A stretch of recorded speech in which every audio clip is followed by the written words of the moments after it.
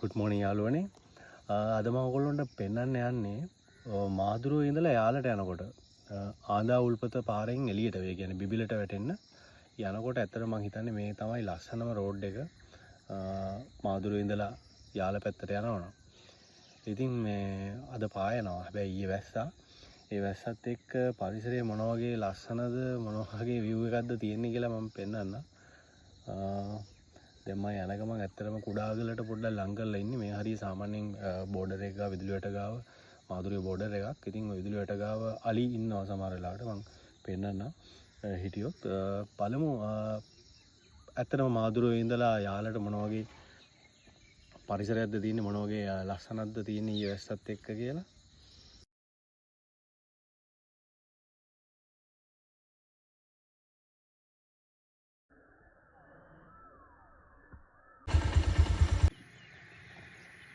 මාදුරුවේ ඉඳන් එද්දී මම දැන් ඉන්නේ රත්කින්ද හරියේ. රත්කින්ද හරිය කියන්නේ මාර view එකක් තියෙන හරිම ලස්සන තැනක්.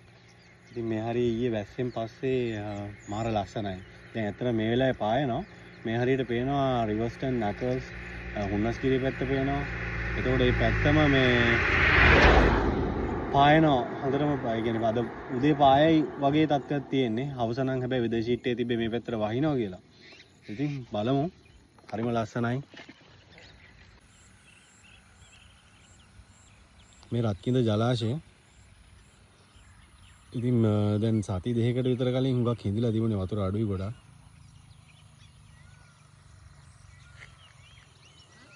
මේ තමයි මං කිව්වේ රිවර්ස්ටන් නකල්ස් පැත්ත. රිවර්ස්ටන් නකල්ස් පැත්ත. ඉතින් මේ උදේ මීදුම තියෙනවා. ඒ කියන්නේ පායයි. හවස් වෙන්න සමහර විට වහින්න පුළුවන්. හුඟක් වෙලාවට වහයි. මේ එහා පැත්තෙන් බැලුවොත් ගිරාඳුරු කෝට්ටේ පැත්ත වගේ තමයි මේ පේන්නේ. මේ තියෙන්නේ මං කිව්වේ නකල්ස් පැත්ත. ඉතින් හරි ළඟයි මෙතන. මම දැන් ඉන්නේ උල්හිටිය. උල්හිටිය හරියේ ඉන්නේ. බලමු මේ හරියේ පරිසරය මම පෙන්නන්නම්. ලස්සනයි පායනවා. 18 වංගු හුන්නස්ගිරිය පැත්තට පායනවා වගේ පේනවා. තර හලි දෙන්නෙක් ඉන්නවා පේනවා. හලි පැටේ අම්මයි අවුරුදු 2ක විතර පැටියෙක් මේ ඉන්නේ. මෙතන තමයි වාන් දොරටු තියෙන්නේ. වතුර වැඩි වුණාම මෙතනින් තමයි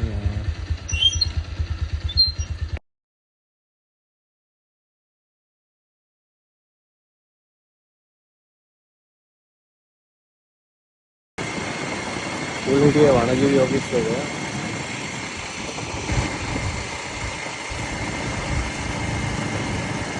උල්හිටිය වනජීවි ඔෆිස්. ඒක මාන ලස්සන පරිසරයක් හදාගෙන ඉන්නවා.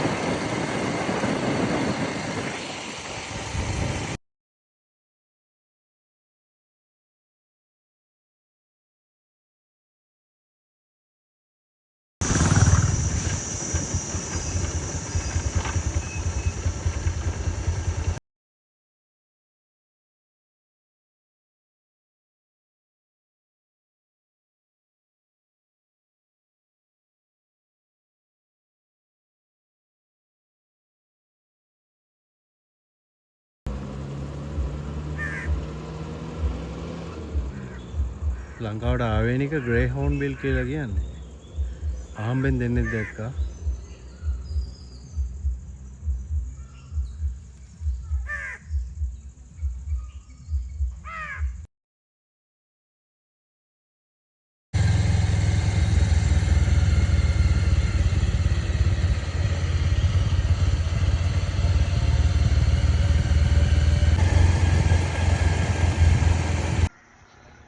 මාදුරුවේ ඉඳලා ආඳවුල්පත පැත්තට එනකොට ඒ කියන්නේ බිබිල පැත්තට එනකොට හම්බෙන තවත් ලස්සනම තැනක් තමයි මේ.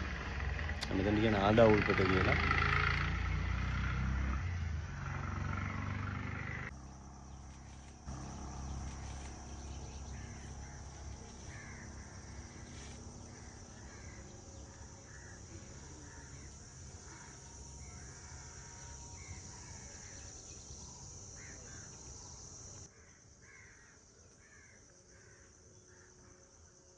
වතුර පිරීගෙන එන්නේ දැන් වැස්සත් එක්ක. හරිම ලස්සනයි.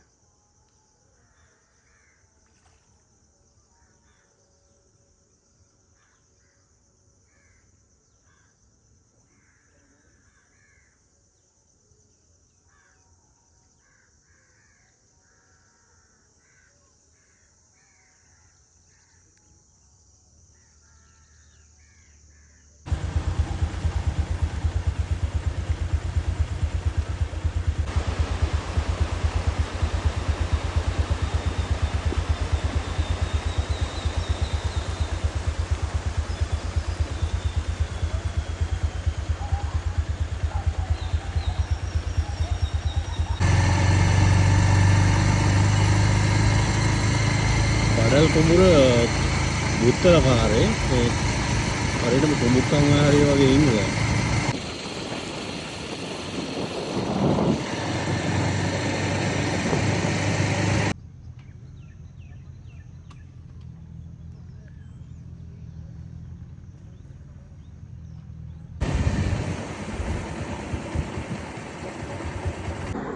මම පොඩි දෙයක් කියන්න නතර කරේ. මම දැන් ඉන්නේ බුත්තල කතරගම මාර්ගයේ. ඉතින් මේ සමහරු හිතනවා මේ කැලේ සතෙක්ට කැම ටිකක් දෙන එක මාරම මේ සත්තුන්ට දක්වන ලොකු කරුණාවක්. මාර සත්ව වේදියෙක් හැටියට දකින්නේ සතෙක්ට කැම ටිකක් දෙන එක. ඇත්තටම ඒ ඇවිල්ලා ලොකු ප්‍රශ්නයකට මුල පුරන විදිහක්.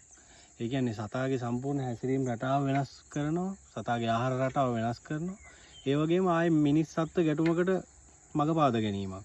ඉතින් ඇත්තට මේ බුත්තල කතරගම මාර්ගයේ වෙලා තියෙන්නේ එහෙම දෙයක්. මොකද හුඟක් වෙන වන්දනා නඩයි බස්වලයි මේ ඉන්න අලින්ට කන්න දීලා තියෙන්නේ. කන්න දීලා හුරු කරගෙන තියෙන්නේ. ඉතින් ඒක මේ හුඟක් වාහන වලට ඇටැක් කරනවා. කැම දෙන්නේ නැති වාහන වලට සමහර වෙලාවට ඇටැක් කරනවා. ඒ වගේම මේ පහුගිය දවස් ටිකේම අපි දැක්කා මේ අලි පහර දීම් වාහන වලට. ඉතින් මේ කවදාවත් කැලේ සත්තුන්ට කැම දෙන්න හදන්න එපා. දෙන්න එපා. ඒක ඇත්තටම ලොකු අපරාධයක්. ඒ කරන්නේ සතාට කරන අපරාධයක්. ඒක ලොකු කරුණාවක් නෙවෙයි සතාට කරන. මේ තියෙන තවත් උදාහරණයක්.